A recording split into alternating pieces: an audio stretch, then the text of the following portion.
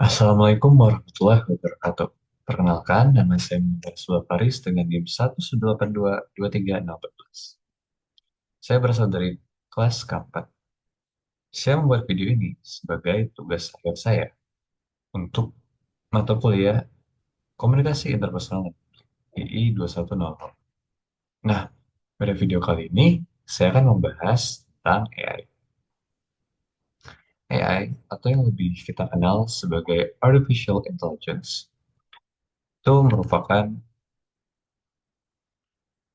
sebuah teknologi yang berasal dari bahasa Inggris, di mana artificial itu artinya adalah buatan atau yang dibuat, sedangkan intelligence artinya kecerdasan. Secara harfiah, artificial intelligence itu berarti kecerdasan buatan, sebuah simulasi kecerdasan yang diciptakan oleh manusia, yang bisa berpikir, belajar, menganalisis, dan juga memecahkan sebuah masalah. Penggunaan AI ini lebih kita pahami di berbagai bidang. Contohnya saja, yang paling umum digunakan itu adalah ChatGPT. Di mana ChatGPT bisa kita gunakan sebagai teman untuk berkonsultasi, cerita, membuatkan sebuah paragraf, memparafrase, membenarkan kalimat-kalimat, atau juga bahkan bisa digunakan sebagai sebuah support system untuk kita dalam melakukan coding atau yang sejenis. Nah, AI ini punya manfaat yang gak terbantahkan di berbagai bidang. Contohnya saja, sekarang kita berkonsultasi mengenai bisnis, teknologi, kendaraan, kesehatan, you name it. Semuanya bisa hampir dilakukan oleh AI. Dengan melakukan analisis data yang ada di internet, AI itu bisa memprediksi atau belajar dari data-data tersebut. Hal yang demikian lebih dikenal dengan namanya machine learning. Di mana AI itu bisa melakukan sebuah pekerjaan berkali-kali lipat lebih efisien. Dan kita sebagai penggunanya, jika kita menggunakan AI, maka kita bisa melakukan pekerjaan kita berkali-kali lipat lebih efisien dibanding sebelumnya. Oleh karena itu, AI menjadi salah satu komponen penting yang menyusun kehidupan manusia pada abad ke-21 ini.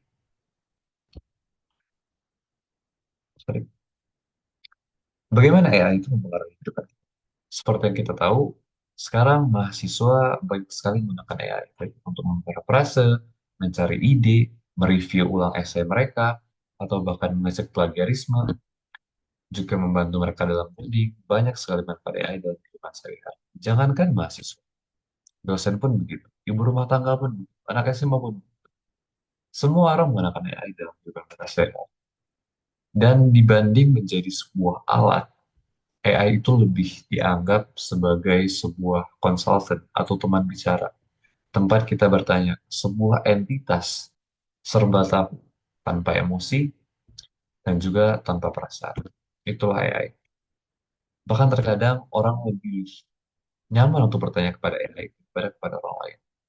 Karena apabila bertanya kepada orang lain, kadang-kadang kita bakal merasa tertinggal atau menunjukkan sisi lemah kita. Tapi tidak dengan AI. Oleh karena itu, banyak sekali mahasiswa-mahasiswa dan orang-orang dari semua lapisan masyarakat yang menggunakan AI dalam sehari-hari. Bukan sebagai alat, tapi sebagai sebuah teman untuk bicara, teman untuk berkonsultasi, sebuah konsultan. Nah, tapi balik lagi, meskipun dengan sejuta manfaatnya, dengan semua kebisaannya, AI itu tetap memiliki banyak sekali tantangan dan juga masalah-masalah yang harus kita kulik satu persatu. Yang pertama, AI itu masih bias mengenai sebuah informasi. Contohnya saja seperti topik sensitif mengenai agama, AI itu masih condong ke sebuah belah pihak. Entah dia memang dilatih dengan data agar hasilnya seperti itu, atau memang dengan banyaknya data dan juga propaganda-propaganda pertabarkan informasi, sehingga menjadikan AI-nya salah memproses dan memberikan jawaban yang kadang-kadang tidak konsisten. Kita tidak tahu. Lalu selanjutnya ada privacy. Banyak sekali orang-orang yang menyalahgunakan AI untuk melakukan edit-edit kepada foto-foto seseorang yang tanpa sadar atau dengan sadar itu melanggar privasi-privasi mereka. Dan ini menjadi salah satu masalah yang sampai sekarang masih dicari pemecahan. Lalu ada juga masalah-masalah etik, seperti di mana orang-orang mengedit foto orang lain menggunakan AI, lalu diubah-ubah untuk kepentingannya sendiri, yang kadang-kadang fotonya tidak senonoh dan sebagainya. Ini menjadi salah satu permasalahan AI yang pada dasarnya memang dilatih untuk seperti itu. Tapi ada baiknya jika dibuat sebuah batasan-batasan atau restriction untuk menekan agar AI-nya juga tidak lewat batas. Lalu yang terakhir, sebuah regulasi. Kalau kita sadari, banyaknya masalah-masalah yang saya sebutkan sebelumnya itu muncul karena pada awalnya tidak ada regulasi yang ketat dan mengikat untuk menahan AI dari melakukan hal-hal yang sedemikian rupa. Oleh karena itu, penting bagi pemerintah kita ataupun dari developer penyedia AI-nya untuk menyediakan sebuah regulasi yang merestrik pengguna agar tidak melewati batas.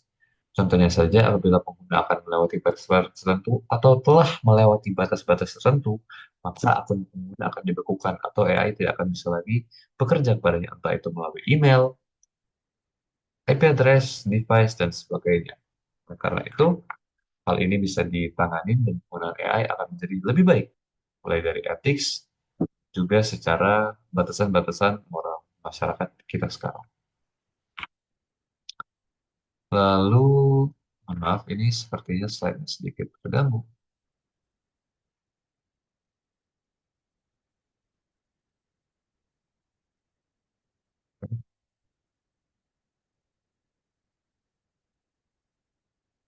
Sebenarnya saya ingin membahas tentang AI di masa depan nanti. Nah, masa depan dengan teknologi yang terus-menerus berkembang tidak menutup kemungkinan bahwa suatu saat AI akan menjadi lebih dominasi manusia di berbagai bidang. Mungkin saja suatu saat di masa depan, dosen-dosen yang mengajar akan benar-benar tergantikan oleh AI. Secara umum, atau mungkin saja di suatu saat di masa depan, AI akan benar-benar mengambil alih pekerjaan kita. Mungkin supir tidak perlu ada lagi. Karena mesin-mesin pada otomotif sudah integrasikan dengan AI, sehingga mereka bisa menemukan jalan yang efisien dan juga tidak membahayakan nyawa penumpangnya. Atau bisa juga AI digunakan untuk konsultasi kesehatan, di mana semua AI itu sudah diprogram dengan data-data untuk melakukan konsultasi, atau bahkan dokter tidak kita perlukan lagi, karena AI sudah ada dan mereka sudah bisa untuk melakukan pengobatan pada manusia. Dan Nah, dengan itu, dengan pesatnya perkembangan zaman ini, dengan begitu banyak kekuatan dan potensi yang disimpan oleh AI, tentunya akan menjadi tanggung jawab kita untuk memastikan bahwa AI ini akan untuk digunakan baik dari diri kita sendiri dengan penggunaan yang bijak dan memperlakukan batas-batas moral dan juga memperhatikan aspek-aspek sosial, juga dari developer dan pemerintah yang membuat sebuah regulasi dan restriction bagi AI-nya agar tidak melampaui batas. Sehingga kelak di masa depan kita bisa menggunakan AI untuk kemajuan kita sebagai manusia dan juga menjadikannya sebuah alat yang membantu kita. Bukan kita yang diperbudak oleh mereka dan juga bukan kita yang disalahgunakan dengan penggunaan AI di masa depan nanti. Mungkin itu saja dari saya. Saya Muhammad Abdullah Faris. Saya mohon maaf kalau tidak salah kata dan kepada Allah saya mohon ampun. Sekiranya ada yang ingin disampaikan lagi, silakan untuk menghubungi kontak saya di tim saya 182 23 14. Saya harap video ini bisa menjadi wawasan yang baru dan juga dapat membawa manfaat bagi kita semua, agar kita semua kelak di masa depan atau di masa sekarang juga sih, jadi lebih aware dan juga lebih waspada serta lebih bijak dalam menggunakan AI dalam kehidupan sehari-hari. Itu saja dari saya. Wassalamualaikum warahmatullahi wabarakatuh dan selamat malam.